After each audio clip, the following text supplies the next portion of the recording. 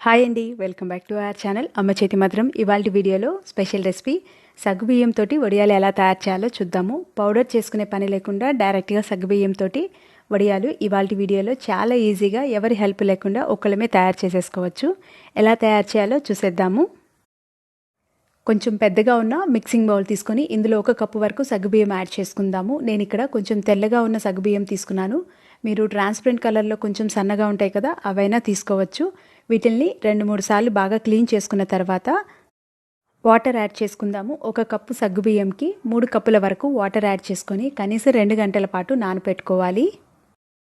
2 గంటల పాటు నానపెట్టుకున్న తర్వాత చూసారు కదా, వీడియోలో చూపించిన విధంగా ఇవి చాలా సాఫ్ట్గా అవుతాయి. సగ్గుబియ్యంతో పాటు వాటర్ని కూడా వడియాల ప్రిపరేషన్లో యూస్ చేసుకుందాము. వడియాల్లో కొంచెం స్పైసెస్ ఉండాలి కదా, అందుకని 2 పచ్చిమిర్చి కచ్చపచ్చగా దంచి పెట్టుకున్నాను. 1 స్పూన్ జీలకర్ర, రుచికి తగినంత సాల్ట్ కూడా తీసుకున్నాను. గ్యాస్ ఆన్ చేసుకొని అడుగు మందంగా ఉన్న బౌల్ కానీ లేదా కుక్కర్ కానీ పెట్టుకుందాము. ఇందులో 5 కప్పుల వరకు వాటర్ యాడ్ చేసుకుందాము. ఆల్రెడీ మనం సగ్గుబియ్యంలో 3 కప్పుల వరకు వాటర్ యాడ్ చేసి నానపెట్టుకున్నాం కదా. ఇప్పుడు 5 కప్పుల వరకు వాటర్ యాడ్ చేసుకొని 1/2 టీ స్పూన్ ఆయిల్ కూడా యాడ్ చేసుకుందాము. కొంచెం జీలకర్ర, మీకు వామ్ ఇష్టమైతే వామ్ కూడా యాడ్ చేసుకోవచ్చు. నేను ఇక్కడ యాడ్ చేయట్లేదు. రుచి తగినంత సాల్ట్ యాడ్ చేసుకోవాలి. పచ్చిమిర్చి కచ్చపచ్చగా దంచుకున్నాం కదా, అది కూడా యాడ్ చేసుకొని రోలింగ్ బాయిల్ అయ్యేంత వరకు కలుపుకుంటూ ఉందాము. వాటర్ కొంచెం బాయిల్ అయిన తర్వాత ముందుగా నానపెట్టుకున్న సగ్గుబియ్యం ఇంకా వాటర్తో సహా యాడ్ చేసుకొని కలుపుకుంటూ ఉండాలి. గ్యాస్ని ముందుగా మీడియం ఫ్లేమ్లో ఉంచుకొని ఇవి కొంచెం మరిగేంత వరకు కలుపుకుంటూ ఉండాలి.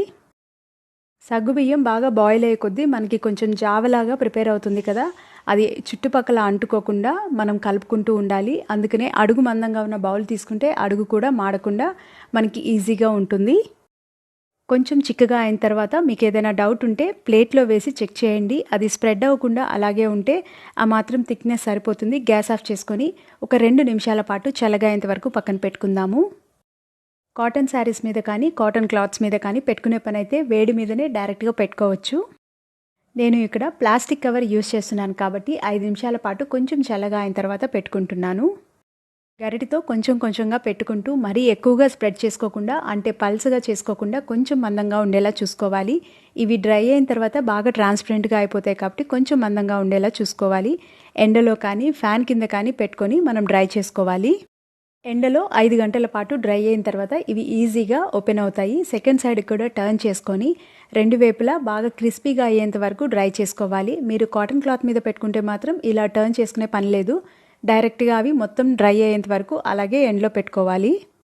ఇవి బాగా డ్రై అవ్వడానికి 1 రోజు టైం తీసుకుంది. చాలా క్రిస్పీగా చాలా బాగా వచ్చాయి. మీరు కూడా ఈజీగా తయారు చేసేసుకోవచ్చు.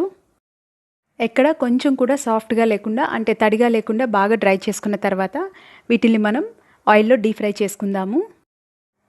ఆయిల్ బాగా వేడిగా అయిన తర్వాత గ్యాస్ని మీడియం ఫ్లేమ్లోకి టర్న్ చేసుకొని ఒక్కొక్కటిగా కానీ లేదా ఆయిల్కి తగ్గట్టు మరికొన్ని యాడ్ చేసుకొని ఫ్రై చేసుకోవాలి. 2 వైపులా ఫ్రై చేసుకున్న తర్వాత ఆయిల్ నుంచి సెపరేట్ చేసుకుందాము. చూసారు కదా, చాలా పర్ఫెక్ట్గా వచ్చాయి. చాలా క్రిస్పీగా కూడా ఉన్నాయి. ఎంతో ఈజీగా సులువుగా తయారు చేసుకునే ఈ సగ్గుబియ్యం వడియాలు మీకు గనక యూస్ఫుల్ అనిపిస్తే మీ ఫ్రెండ్స్ తోటి రిలేటివ్స్ తోటి కూడా షేర్ చేయండి. సాల్ట్ మాత్రం చెక్ చేసుకొని యాడ్ చేసుకోవాలి. కొంచెం ఎక్కువైనా కూడా వడియాలు డ్రై అయిన తర్వాత బాగా ఉప్పుగా అనిపిస్తాయి కాబట్టి చెక్ చేసుకొని యాడ్ చేసుకోవాలి. మీకు ఈ రెసిపీ నచ్చినట్లయితే మర్చిపోకుండా అమ్మ చేతి మధురం ఛానల్ని సబ్స్క్రైబ్ చేసి నన్ను సపోర్ట్ చేయండి. పక్కనే ఉన్న బెల్ ఐకాన్ని ప్రెస్ చేయండి. రెగ్యులర్గా అప్డేట్స్ వస్తాయి. ఆల్ అని ప్రెస్ చేయండి, నోటిఫికేషన్స్ కూడా వస్తాయి. Thank you.